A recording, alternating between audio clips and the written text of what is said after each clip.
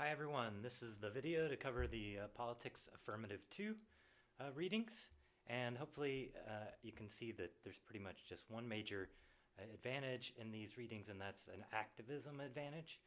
One thing I will mention is while there's a lot of good arguments in these readings about why digital media help activists, there's not really much on the importance of activism to impact your advantage. So you might want to think about how you could do that. You could talk about the success of a particular movement, like the Civil Rights Movement or Black Lives Matter or something like that.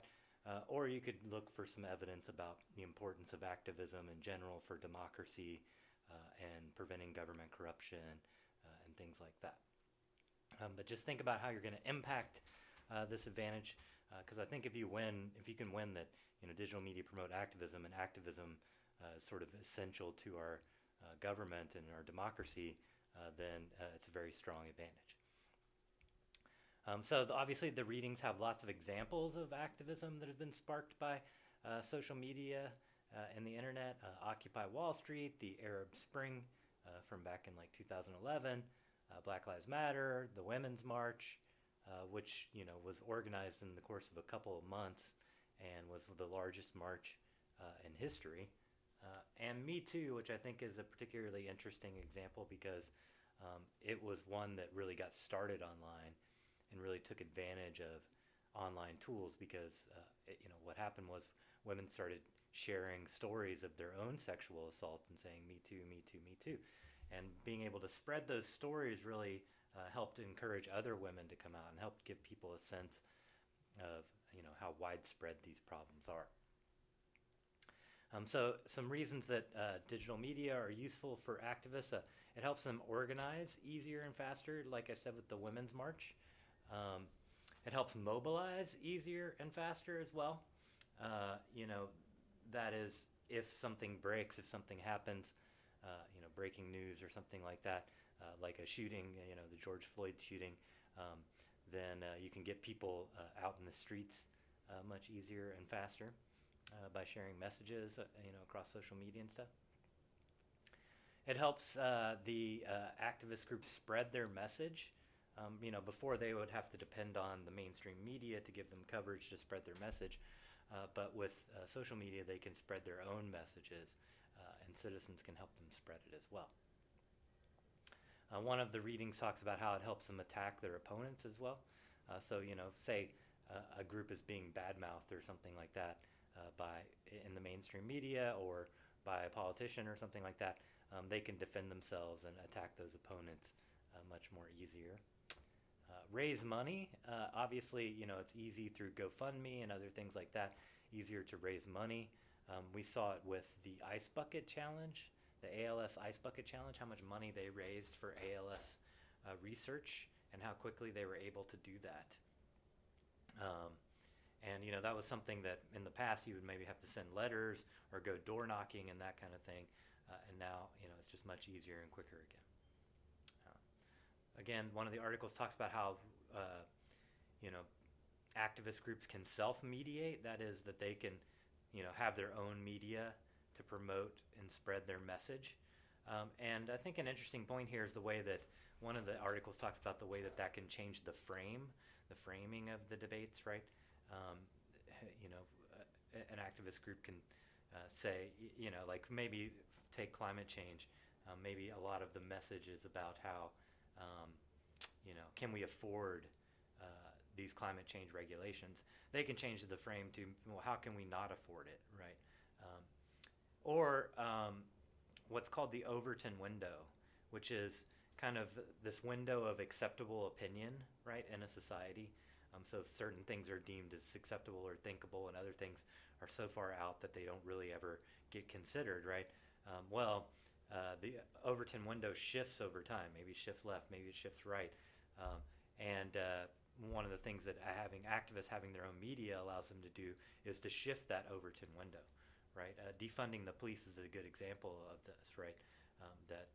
An idea that wasn't even on the table a few years back, right? And now is central to the debate about police abuse and harassment of people of color. Some other arguments about why they help promote activism. One of the articles emphasizes that it helps connect with other like-minded organizations, and it also helps organize transnationally. That is, if you're a climate change group like, say, the Sunrise Movement, which is Greta Thunberg's group, it doesn't really help that much to only organize in one country, because we're talking about global warming, right? So all countries need to be involved. We can help organize transnationally. And in our day and age, a lot of issues are like that, right? Like labor rights. It might not seem that how much money someone in Bangladesh makes affects how much money someone in the U.S. makes, but it does, because if Bangladeshi people are making too little, then corporations are encouraged to go over there instead of set up shop here. So organizing transnationally is really an advantage, as well as connecting with other like-minded groups, right? Black Lives Matter is not the only police and race-focused group, and they can pool their resources and network with one another much easier because of digital media. The article talks about how it can facilitate both weak ties and strong ties. Strong ties are like close friends and family, right? And weak ties are like, Facebook friends or acquaintances, that kind of thing. Obviously, social media helps us connect to weak ties and get message out to weak ties and stuff. But they can also, help with strong ties as well, right? We text our loved ones, etc. We keep in touch with our loved ones via digital media. And so it can, help strong ties get other strong ties involved in activism. It can also spread that message from the strong ties to the weak ties. This will be a important point because one of the negative arguments is about slacktivism, that the activism that happens online isn't really the sort of strong activism that we need. And one of their points is that because it works mostly through weak ties. Our article talks about how weak ties are important for movements, and there's a strength in weak ties.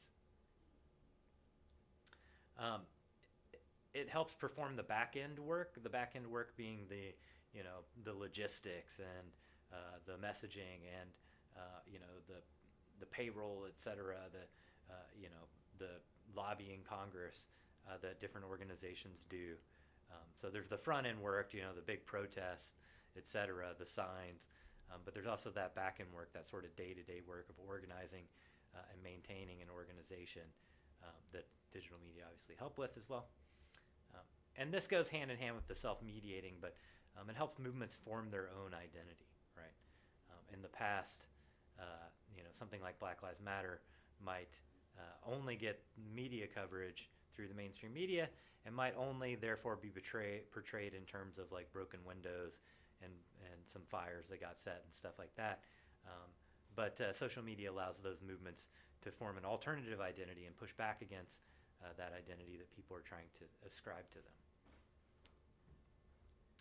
They also enable direct action, things like hacktivism, like WikiLeaks and Anonymous, right? Obviously use computers to engage in watchdogging and transparency efforts against the government. Also the Me Too example, I think there are examples of movements that really would have never existed had it not been for digital media, right? That digital media provide their natural form of action. We can survey the surveyors, or what's called sousveillance. Sous means from below. So this is the idea that citizens are watching the government instead of vice versa. We see that with Black Lives Matter, right? People are carrying around a camera all the time. So more and more we get images of police abusing people of color and killing people of color because people can watch the watchers much more easily with digital media. And again, some of these movements exist only because of the internet. I think, again, something like the ALS Ice Bucket Challenge is really unique to the internet. Me Too as well. There's also some answers in these readings to the slacktivism argument, which is a negative argument, again. And I wanted to point those out, right? So that, yeah, sure, sometimes these digital media promote slacktivism, but they also facilitate strong activism and on the ground, boots on the ground type of activism as well. A couple of the articles are talking about how this is really a different era and movements are learning how to move beyond that sort of slacktivism era into something more sustained and more organized. They talk about how one of the reasons that maybe slacktivism reigned earlier was there was a much more apathy, but now in the Trump years and just the recent past, people are realizing sort of how messed up our society is, and that indignation is transforming the slacktivism into real activism. In particular, one of the articles uses Black Lives Matter as an example to help disprove the slacktivism argument. Some potential rebuttals to this activism: obviously the slacktivism disadvantage that we'll read for next class is a strong potential response to this. They directly clash. But there's some other ones in the readings themselves. One of them talks about the digital divide and the lack of access. That some people, especially the poor and the most oppressed, don't have access to high-speed internet, don't have a smartphone, and so therefore aren't included in these activist efforts. A lot of times these movements can be co-opted. You see that now with like the NFL and the NBA singing the praises of Black Lives Matter, and sort of giving us a watered-down version of it, right? So we get the corporate version of Black Lives Matter instead of the one that's really pushing to, really transform policing. And we'll read something about this next point next class as well, but governments can use this to crack down on activists too. In certain countries, they've actually used Facebook and Twitter and such to track activists and then to use it to arrest them. They've even spread false rumors and stuff online about people in order to discredit them. So digital media can be used against activists as much as for activists too. So pretty straightforward advantage, but I think a lot of interesting moving parts and specific arguments. And I think it can be a very strong affirmative advantage. So I encourage you to check out these articles and watch out for the next video on Thursday. Have a good rest of your day.